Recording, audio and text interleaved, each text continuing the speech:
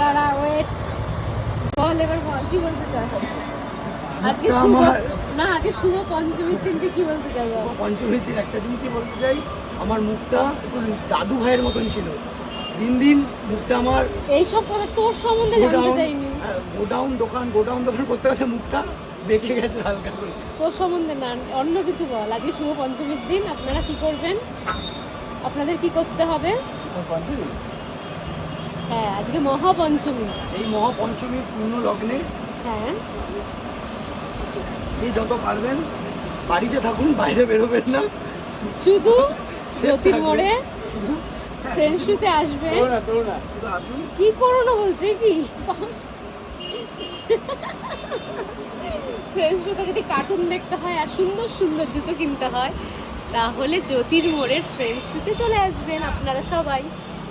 আর এখানে আপনাদের জন্য একটা কার্টুন ওয়েট করছে, সে হলো এই পিন্টু, যে কার্টুনগিরি করে আপনাদের এন্টারটেন করবে।